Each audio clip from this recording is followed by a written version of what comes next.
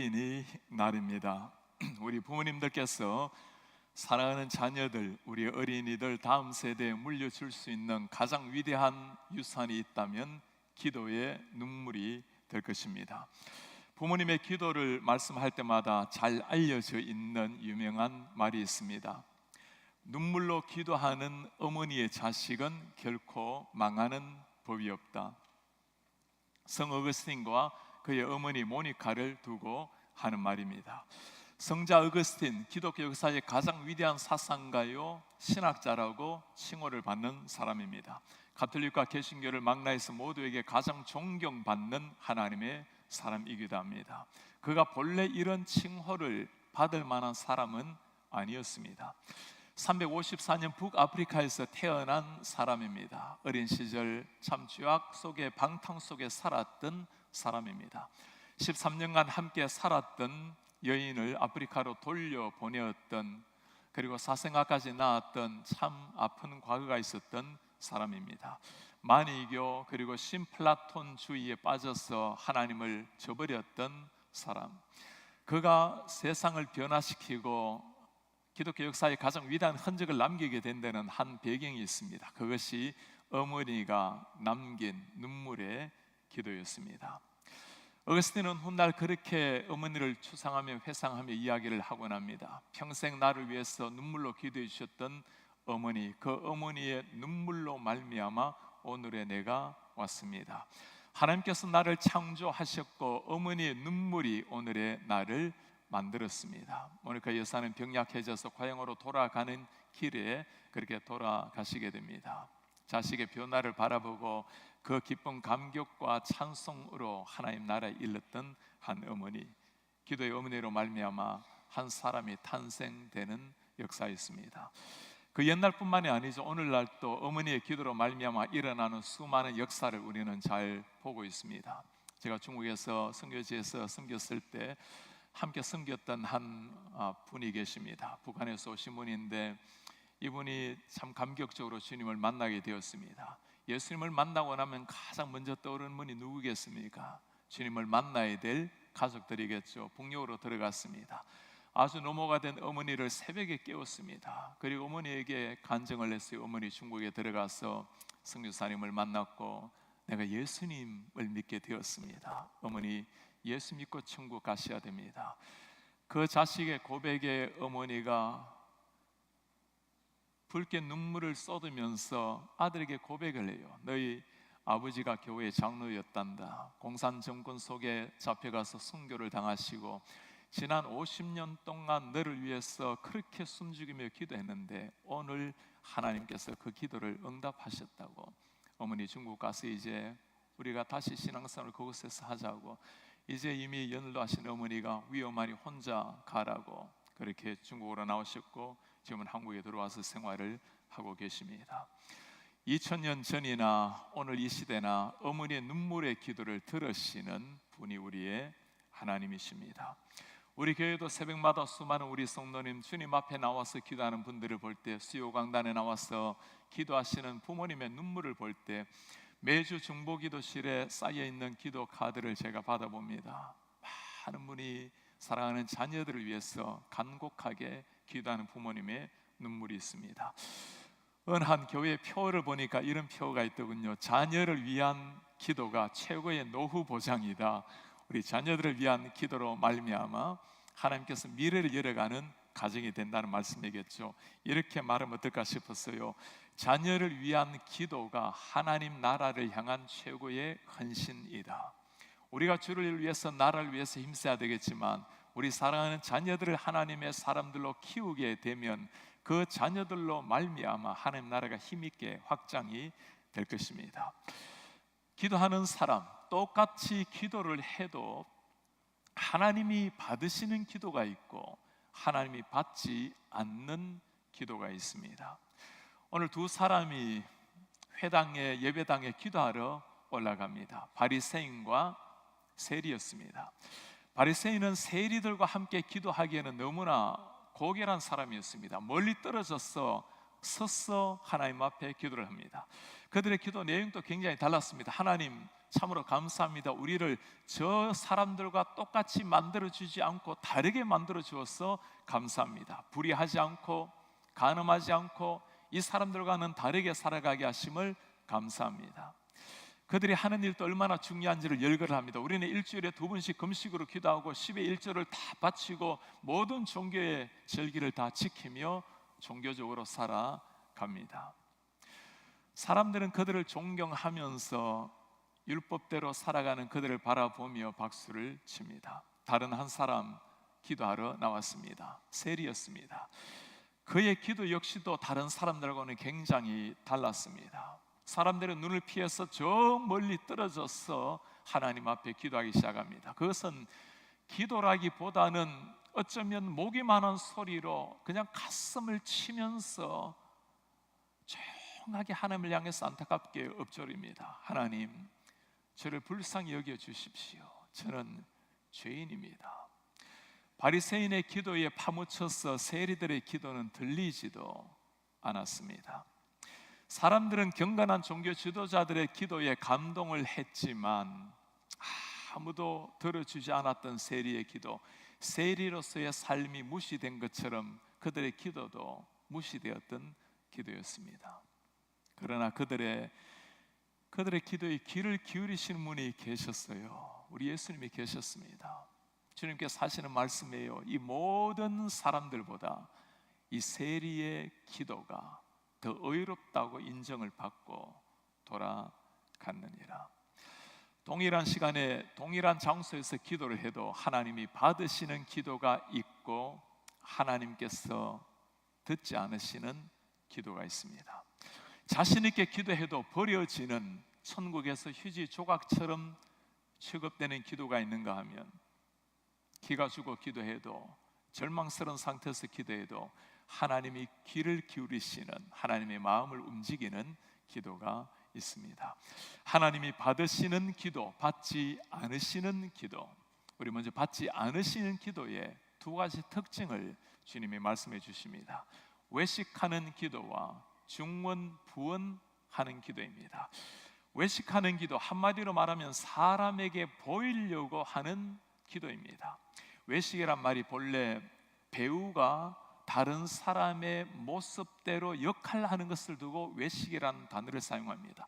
내 모습, 진실한 모습이 아니고 내가 원하는 그 모습, 구현하려고 하는 모습을 제대로 보이면 그것이 배우가 하는 일이고, 그런 기도를 두고 외식하는 기도라고 말하는 겁니다. 외식하는 사람들의 몇 가지 특징을 오늘 본문에 보여주고 있습니다. 장소가 이 사람들에게는 중요해요. 큰 회당 그리고 큰 거리에서 기도하는 것을 좋아했습니다. 큰 거리, 이 거리에서 기도하는 것이 무엇이 문제이겠습니까? 이때 큰 거리라는 것은 일반적인 거리와는 다른 단어를 사용합니다. 헬라어로 플레테이아라는 단어를 쓰는데, 이 단어는 사람들이 모여드는 곳을 말합니다. 사람들이 많이 모여드는 곳에 일부러 가서 사람들이 보는 곳에서 사람들을 위해서 하는 기도라는 말입니다. 서서 하는 기도가 무엇이 문제이겠습니까? 유대인들의 관습은 서서 하나님 앞에 기도하기도 했던 사람들입니다. 문제는 사람들이 바라볼 수 있도록 전능하신 하나님이 아니고 사람들의 눈을 의식해서 했던 기도가 문제인 겁니다.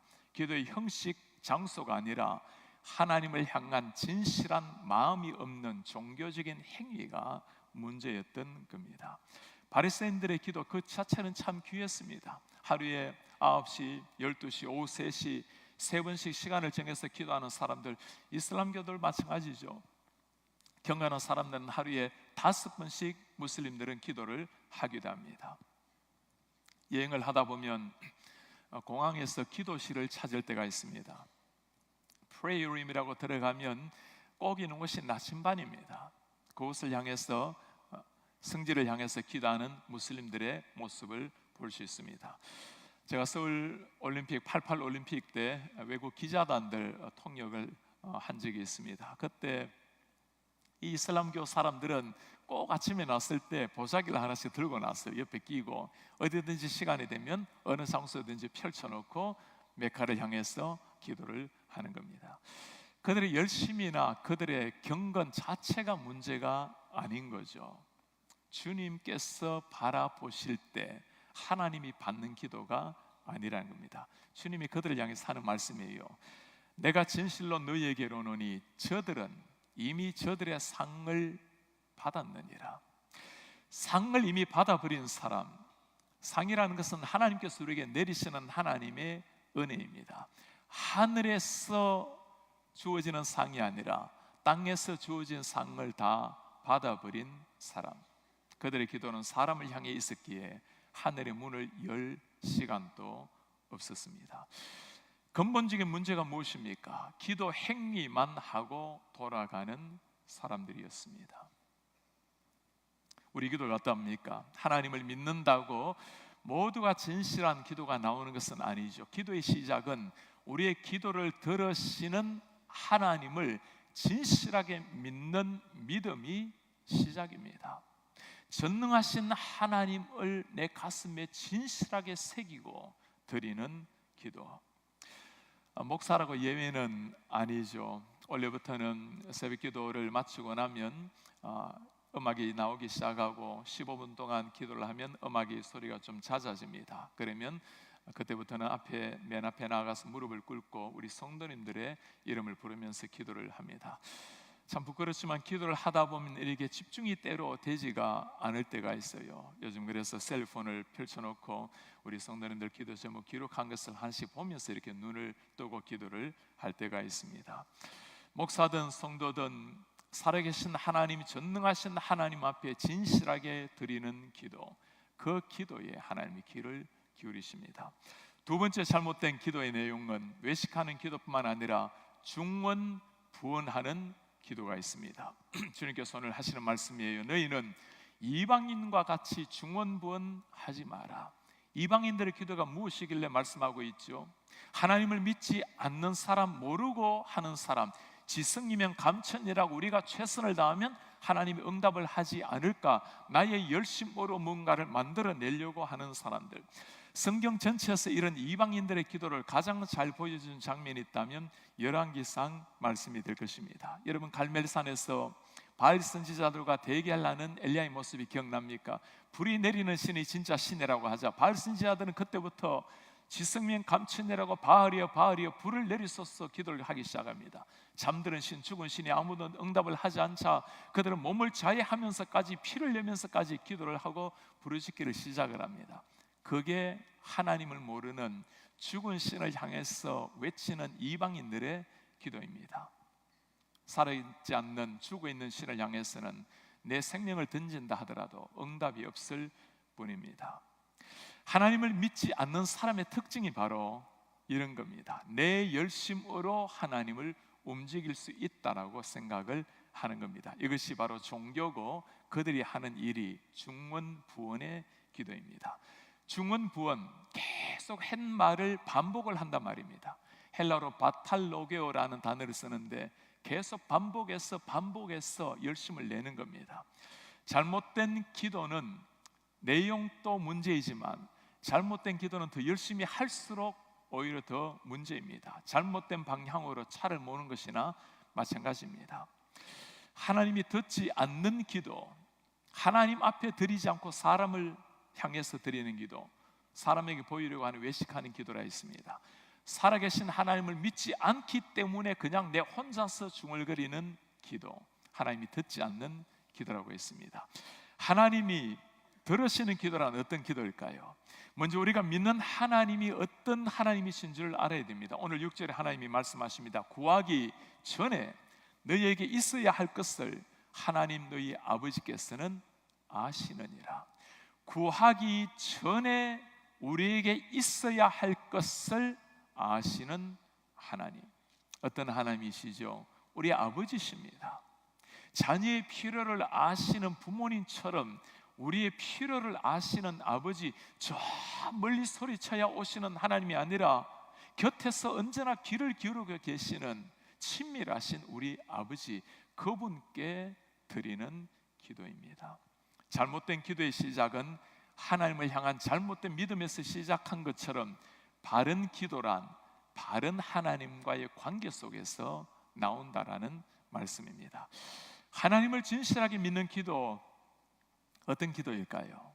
먼저 주님이 말씀하시기를 골방에 들어가 기도를 하십니다. 너는 기도할 때 너의 골방에 들어가 문을 닫고 은밀한 중에 계신 내 아버지께 기도하라. 은밀한 중에 보시는 내 아버지께서 갚으시리라. 골방에 들어가서 기도하라. 아무도 보지 않는 골방에 들어가 기도하라. 깊은 산중에 기도원에 가서 기도한다 하더라도 사람을 의식해서 하는 기도라면 이미 그것은 시장에서 하는 기도나 마찬가지입니다. 수많은 사람들이 걸어다니는 시장에서 드리는 기도라 하더라도 내 마음과 내 영혼이 주님께 집중이 되어 있다면 그것은 이미 하나님과의 교제가 있는 골방의 기도가 될 것입니다. 대학교 선교단체에서 훈련을 받을 때 연말이 되면 선교 기금을 위해서 모금 운동을 하러 다닐 때가 있었습니다. 밤에 이곳저곳 다니면서 북녘의 형제 자매들을 위해서 또 고통받는 세계 많은 사람들의 선교를 위해서 헌금을 부탁하면서 모금함을 가지고 서울 시내를 걸어 다닙니다. 한 번은 길을 갔다가 같이 가던 우리 간사님이 형제 기도 좀 하자고, 제가 가다가 멈췄어서 두 손을 모으고 기도를 하는데 점점 기도 소리가, 간사님 기도 소리가 희미해져요. 눈 뜨고 보니까 걸어가면서 기도를 하시는 거예요. 정말 하나님 앞에 드리는 기도가 무엇인지 아주 조그만한 모습이었지만 깨달을 수가 있었습니다. 하나님 앞에 드리는 기도란 사실 하나님 앞에 마음을 드린다면 장소 형식이 문제가 아닌 겁니다. 터키에 가면 메타오레라는 수도원이 있습니다. 그곳에 가면 큰 산들이 있고 저 위에 바위 위에 올라가서 구멍을 내고 그곳에 사는 수도사들이 있습니다. 밑에서 올려주는 음식을, 최소한의 음식을 먹으면서 그곳에 몇 년 동안, 그곳에 평생을 주님 앞에 기도하면서 보내는 사람들입니다. 제가 15년 전에 그 모습을 보면서 저렇게까지 해야 되나라는 생각이 들었어요. 하나님, 저곳에서나 지금 여기나 똑같이 하나님이 계시고 우리가 주님 이름만 부르시기만 하면 주님의 곁에서 당장이라도 달려오는데 저렇게까지 해야 되나라는 생각을 가지고 돌아온 적이 있습니다. 제가 시간이 지나갈수록 새롭게 보입니다. 얼마나 그들이 존경스럽고 부러운지 모르겠어요. 우리가 왜 모르겠어요? 이 자리에서 기도해도, 시장에서 기도해도 하나님이 들으신다는 걸 누가 모르겠습니까? 그러나 주님 앞에 깊이 나가서 모든 세상을 뒤로 하고 하나님 앞에 전심으로 나아가는 저들의 골방을 보면서 하나님 앞에 내가 과연 저렇게 주님 앞에 부르짖은 때가 있었는가 자신을 많이 돌아보게 되었습니다. 골방 기도, 누군가 언젠가는 한 번 정도 이런 기도를 하셨을 때가 있었을 겁니다. 여러분 한번 지금 물어보세요. 나에게는 이런 골방의 기도가 있는가?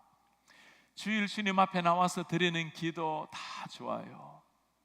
여러분들이 매일 주님과 특별한 친밀한 시간을 가지는 그 골방의 기도가 있는가? 골방의 기도란 어느 곳에서도 가능하지만 필요하다면 골방의 장소도 필요할 때가 있습니다. 하나님과 깊이 나아가는 여러분들만의 시간, 여러분들만의 장소, 세상의 모든 뉴스와 셀폰을 다 뒤로하고 하나님 앞에 무릎을 꿇는 그 시간을 여러분 가지고 계십니까? 때로는 사람들과 통화하느라고 1시간을 쉽게 보내고 인터넷을 하느라고 1시간을 쉽게 보내지만, 텔레비전 앞에서 1시간을 쉽게 보내지만 10분도 하나님 앞에 기도하지 않는다면 우리는 뭔가 우리의 영성에 문제가 있는 겁니다.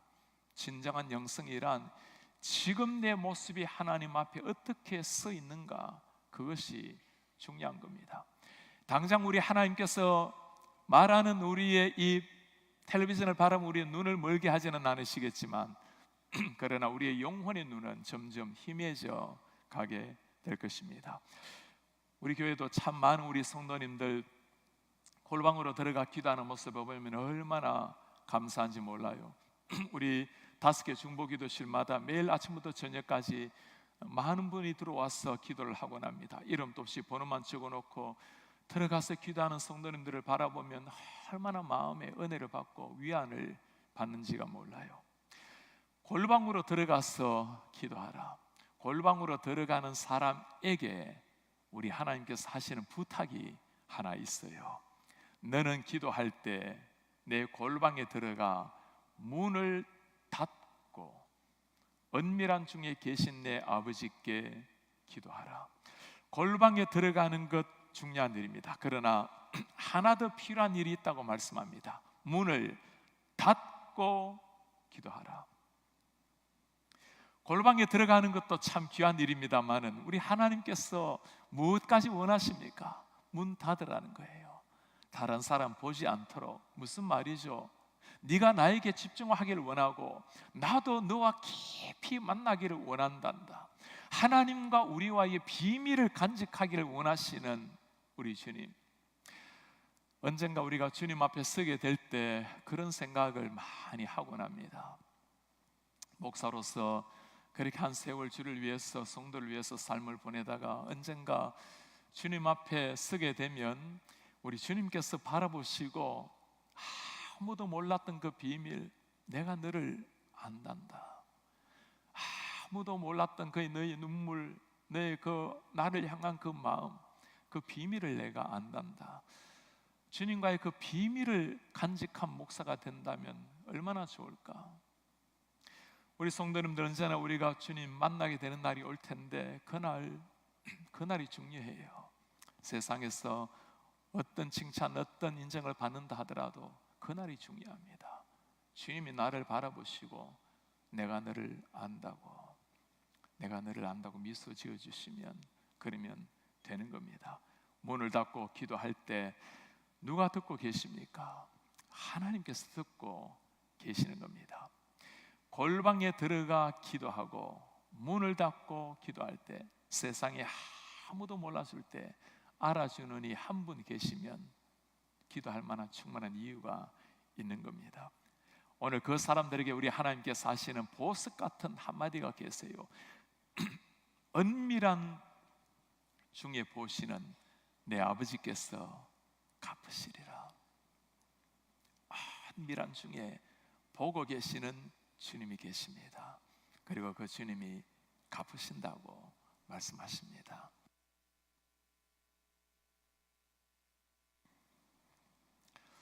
이번에 가정의 달에 우리 사랑하는 자녀들을 향한 최고의 선물이 있다면 기도가 될 것입니다. 남편과 아내, 사랑하는 가족을 세우는 최고의 선물이 있다면 그건 역시 기도가 될 것입니다. 우리 성도님들, 오늘 주님께서 감동하시는 기도가 무엇인지를 들었습니다. 주님을 만나러 깊이 들어가는 골방의 기도. 우리 성도님들, 이런 골방을 가지시고 골방에 기도하심으로 주님을 만나는 여러분 되시기를 바랍니다. 골방으로 들어가실 때 문을 닫고 모든 세상의 소리가 다 사라질 때 나의 소리를 들으시는 우리 하나님을 바라보고 그 앞에 무릎을 꿇는 이런 하나님의 사람들 되시기를 주의 이름으로 축복합니다. 우리 교회가 지난 45년간 아름다운 신앙의 유산을 이어왔습니다. 다음 세대 우리의 젊은이들 하나님의 사람들을 이렇게 내므로 미래가 더 찬란한 이런 하나님의 교회가 되기를 축복합니다. 3개월 동안 잠시 제가 여름에 하나님 앞에 나아갈 때 여러분들께서 함께 기도해 주시고 우리 교회가 하나님 앞에 온전한 하나님의 교회로 세워질 수 있도록 하나님의 찬란한 영광이 우리 교회 가운데 힘있게 일어날 수 있도록 기도해 주시는 여러분 되시기를 주의 이름으로 축복합니다.